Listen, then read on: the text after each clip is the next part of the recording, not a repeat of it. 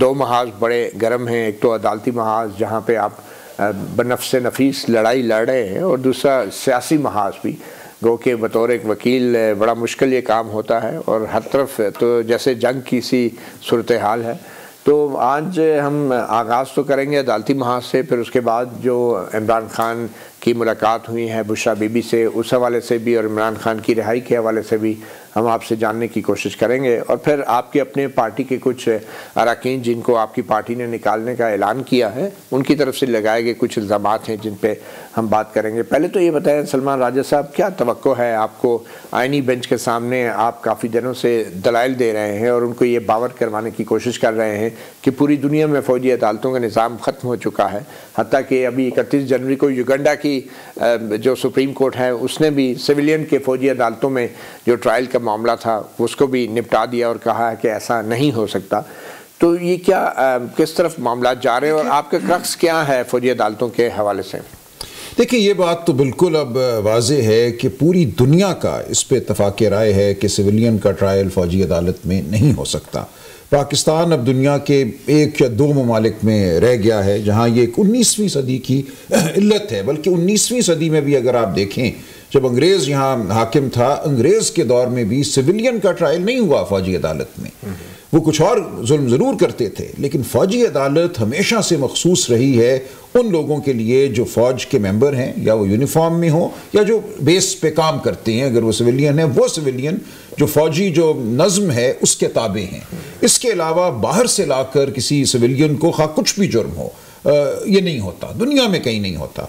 चंद ममालिक थे, पाकिस्तान 1967 में, अंग्रेज़ के दौर में ये नहीं हुआ। 1967 में तरमीम करके फ़ौजी अदालत को सिविलियन की ट्रायल का इख्तियार दिया गया। इस चीज़ को फिर युगांडा में ईदी अमीन साहब ने अपनाया।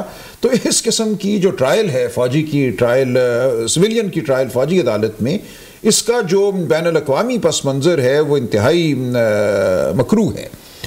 तो अब इस पे बिल्कुल एक इत्तफ़ाक़ राय है कि मामला दहशत गर्दी का हो, मामला बगावत का हो, कुछ भी हो, आपने अगर ट्रायल करनी है या तो दीवार के साथ खड़ा करके मार दें शख्स को, लेकिन अगर आपने उस पर मुकदमा चलाना है तो मुकदमा आप एक ऐसी अदालत में चलाएंगे जहाँ जो जज है वो खुद मुख्तार है, वो इंडिपेंडेंट है, वो किसी इदारे का मुलाजिम नहीं है। बरतानिया में उन्होंने मुकम्मल तौर पे जो कोर्ट मार्शल का निज़ाम था उसको तब्दील कर दिया है। कोर्ट मार्शल के लिए फ़ौज में एक बिल्कुल एक गैर जानिबदार जज मुकर्रर किया जाता है। उस जज को जुडिशल अपॉइंटमेंट्स कमीशन मुकर्रर करता है, जो कि हाई कोर्ट के जजों को मुकर्रर करता है। वो किसी सूरत भी जो फ़ौजी हायरार्की है, जो निज़ाम है, उसका हिस्सा नहीं होता है। ऐसा नहीं है कि वो कोई कर्नल हो जो हमारे यहाँ है, एक कर्नल और दो मेजर साहिबान को चंद हफ्तों के लिए बिठाया जाता है जज बनाकर, उसके बाद वापस उन्होंने अपनी मुलाजमत में जाना है, बैरक में जाना है। उनकी तरक्की जो है वो उन्हीं लोगों के हाथ में है जिन्होंने उनको मुकर्रर किया है जज। उनकी खुशनुदी हासिल करना उनके लिए ज़रूरी है। तो किसी हवाले से भी फ़ौजी अदालत अदालत नहीं है, जिसको गैर जानिबदार अदालत कहा जाता है। तो इस पर देखिए, मैं थोड़ा सा अर्ज़ कर दूँ, तो इस हवाले से हमने न सिर्फ दुनिया की नज़ीरें दी, जो बैनुल अक़वामी कानून है अक़वाम मुत्तहिदा का, यूरोपियन यूनियन का, वो अब युगांडा के फ़ैसले का आपने ज़िक्र कर दिया। हर जगह ये कहा जाता है कि जिस भी आइन में गैर जानिबदार अदालत का जिक्र है, एक फेयर ट्रायल और ड्यू प्रोसेस का जिक्र है, वहाँ सिविलियन का ट्रायल फ़ौजी अदालत में नहीं हो सकता। सही, आप ये कह रहे हैं कि जो फ़ौजी अदालत है वो जैसी भी हैं, चाहे फ़ौजी अफसरान उसकी सरबराही कर रहे हैं, वो फ़ौजी अफसरान के लिए तो दुरुस्त है, चाहे वो बेशक एक इंडिपेंडेंट ना हो, मगर सिविलियंस के लिए दुरुस्त नहीं। मैं तो बल्कि ये कह रहा हूँ, जो मैंने आपको बरतानिया की मिसाल दी, वहाँ उन्होंने कहा है कि फ़ौजी अफसरान के लिए भी उसको इंडिपेंडेंट होना चाहिए। अगर आपने फ़ौजी अदालत बनानी है, पूरे यूरोपियन यूनियन में ये है, पूरे नॉर्थ अमेरिका कनाडा में ये है कि जो फ़ौजियों का भी कोर्ट मार्शल है वो उन लोगों के सामने किया जाता है, उन जजों के सामने जो या तो रिटायर्ड फ़ौजी अफसर हैं या वो हैं ही जज, उनको जुडिशल अपॉइंटमेंट्स कमीशन ने अपॉइंट किया है। तो कोर्ट मार्शल का तस्वर वहाँ तो फ़ौजियों के लिए भी तब्दील हो चुका है, कुजा ये कि सिविलियन को आप एक हाजिर सर्विस कर्नल के सामने पेश करें। मगर आपकी तरजीह क्या है? आप फ़ौजी अफसरान के लिए एक आज़ाद और प्रोफेशनल फ़ौजी अदालत चाहते हैं, या आप चाहते हैं कि सिर्फ सिविलियन का बेशक वहाँ पे ट्राई ना करें, बाकी जो मर्जी करते रहे? आप चाहते हैं, आपकी प्रेयर क्या है? वो तो आइंदा का कोई मुकदमा होगा ना। इस वक्त तो हमारा मुकदमा यही है कि सिविलियन का ट्रायल बहरहाल नहीं हो सकता।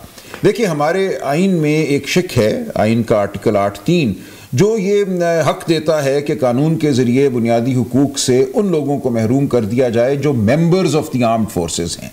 तो हम ये कह रहे हैं, अगर आपने बुनियादी हुकूक से महरूम करना है और बुनियादी हुकूक में एक आज़ाद अदालत शामिल है, तो वो आप फौज के लोगों के लिए तो कर सकते हैं, लेकिन सिविलियन के लिए बिल्कुल नहीं कर सकते। और उसकी वजह ऑब्वियस है कि जंग का माहौल होता है, कोर्ट मार्शल, और जंग के दौरान इतना वक्त नहीं होता कि आप आम अदालतों की तरह तारीखों पे तारीखें दें, और वहाँ पे जल्द फैसले ज़रूरी होते हैं। वो तो होते हैं फील्ड जनरल कोर्ट मार्शल के दौरान जंग हो, यहाँ तो जंग नहीं है। लेकिन डिसिप्लिन का जंग के अलावा भी डिसिप्लिन के जो मामलात हैं उनके लिए मैंने अर्ज किया सारी दुनिया में एक निज़ाम है, लेकिन हमारा मुकदमा इस वक्त सिविलियन के हवाले से है। तो ये जो कानून ख़त्म किया गया, 21D की जो शिकें ख़त्म की गई सुप्रीम कोर्ट की तरफ से, तो आपकी राय में ये शिकों को ख़त्म ही होना चाहिए, या इनकी तशरीह भी ऐसे की जा सकती है कि जिससे फौजी अदालतों को सिविलियन की हद तक उनको एक आज़ादाना अदालत का माहौल? देखिए, वो तो कानून साजी होगी ना। इस वक्त जो निज़ाम मौजूद है वो सरीहन बुनियादी हुकूक के मुनाफी है। जो हमारे आइन का आर्टिकल 10A है, हमारे आइन की एक मुनफरादी एक शिक है, आइन का आर्टिकल 175(3), जो ये कहता है कि कोई भी इंतज़ामिया का जो शख्स है वो जज के तौर पे काम नहीं कर सकता। और ये शिक अगरचे आई तो 1973 में थी, लेकिन आइन नहीं लिख दिया कि इस पे अमल बाद में होगा, और अमल 1987 में हुआ। उसके बाद ही जो जुडिशल मैजिस्ट्रेट थे और एग्जीक्यूटिव मैजिस्ट्रेट, इनमें तफरीक की गई। पहले तो कमिश्नर, डिप्टी कमिश्नर अदालतें चलाते थे। 1987 के बाद ये कहा गया कि ये नहीं हो सकता, और ये पूरे मुल्क में अब ये निज़ाम राइज हुआ है, कुछ जगहों पे अभी भी नहीं हुआ, कि कोई इंतज़ामी अफसर जो है वो जज का ओहदा नहीं संभाल सकता। चलो, तो एक तासुर ये है कि आपके और आपके जो कानूनी टीम है PTI की, उसके बीच कुछ इख्तलाफात हैं। ख़ासतौर पे जस्टिस मुनीब ने जो फ़ैसला दिया है, गो के वो आपके हक़ में है, लेकिन जस्टिस मुनीब की जो वजूहात हैं उनके ऊपर आप में और सरदार लतीफ़ खान खोसा या बैरिस्टर एतजाज़ अहसन में एक इख्तलाफ पाया जाता है। जी। तो बज़ाहिर तो वो इख्तलाफ तकनीकी नौइयत का है, मगर इसमें हकीकत तो यही है कि जस्टिस मुनीब ने जो वजूहात बताई हैं आर्मी एक्ट की शिकों को ख़त्म करने की, वो मुख्तलिफ हैं और आप उनसे एग्री नहीं कर रहे। वो क्या वजह? एक उनका नुक्ता है जिसके हवाले से मुझे कुछ तहफ़्फ़ुज़ात हैं। देखिए, फैसले 3 लिखे गए थे, एक जस्टिस मुनीब अख्तर का, एक जस्टिस आयशा मलिक का। जो जस्टिस आयशा मलिक का फ़ैसला है उसकी तायीद जस्टिस मुनीब अख्तर ने भी की है, और एक फ़ैसला है जस्टिस याहिया अफरीदी का। तो इन तीनों फैसलों में बहुत अच्छी बातें हैं। मेरा मौक़िफ़ ये है कि जस्टिस आयशा मलिक का जो फ़ैसला है वो आइन के आर्टिकल 10A और 175 दोनों पर मबनी है। तो ये फैसला मैं समझता हूँ सबसे ज़्यादा मुफस्सल फ़ैसला है, और चूंकि मुनीब अख्तर साहब ने भी इसकी तायीद की है, तो मेरा मौक़िफ़ ये है कि इस फैसले को हमें मेन फैसला मानना चाहिए। 10A और 175 का जो है वो थोड़ा सा फ़र्क बता देंगे आम लोगों के लिए। लेकिन 10A ये कहता है कि ड्यू प्रोसेस और फेयर ट्रायल हर शख्स का बुनियादी हक है, और ये 10A जो है ये दुनिया की हर आइन में अब आ चुका है। International covenant on civil and political rights 1976 में नाफिजुल अमल हुआ, उसका आर्टिकल 14 है जो फेयर ट्रायल और ड्यू प्रोसेस का जिक्र करता है। उसके बाद दुनिया के हर मुल्क के आइन में ये तसव्वुर आया। हमारे यहाँ 2010 में 18वीं तरमीम के ज़रिए आया। तो हमारी गुजारिश ये है कि फेयर ट्रायल और ड्यू प्रोसेस का मतलब है कि एक सिविलियन की जो ट्रायल है वो एक फ़ौजी अफसर के सामने नहीं हो सकती, फ़ौजी अफसर जज नहीं हो सकता। तो ये बज़ाते खुद एक बहुत ताकतवर शक है 10A जो है। इसी के ऊपर अगर फैसला दिया जाए तो बहुत काफ़ी है। आइन का आर्टिकल इसका आर्मी एक्ट का जो सेक्शन 21D है जिसके तहत सिविलियन की ट्रायल हो रही है मिलिट्री कोर्ट्स में, वो ख़त्म हो जाता है, उसको कलअदम करार दिया जाना चाहिए, और ये हो गया। 175(3) एक इजाफी शक है जो कहती है कि अदालती अमल जो है किसी सूरत इंतज़ामी अफसर के हवाले नहीं किया जा सकता। तो दोनों एक तरह से आपस में आकर मिलती हैं ये दोनों बातें। तो गुजारिश हमारी ये है या मेरी ये है कि हमें इन दोनों को नाफिजुल अमल करना है। जस्टिस मुनीब अख्तर साहब ने 10A की हद तक तो माना, जो कि ठीक है, अगर उसी एक बात को मान लें तो मुकदमा हमारे हक में है, लेकिन 175 के हवाले से उनका नज़रिया थोड़ा मुख्तलिफ है। तो मेरी गुजारिश सिर्फ ये है कि 10A पे तो हम सबका इत्तफाक है कि 10A की रूह से ये ट्रायल कलअदम है, फौजी अदालतों में सिविलियन का ट्रायल नहीं हो सकता, इसी पे फैसला दे दिया जाए तो बहुत काफ़ी है।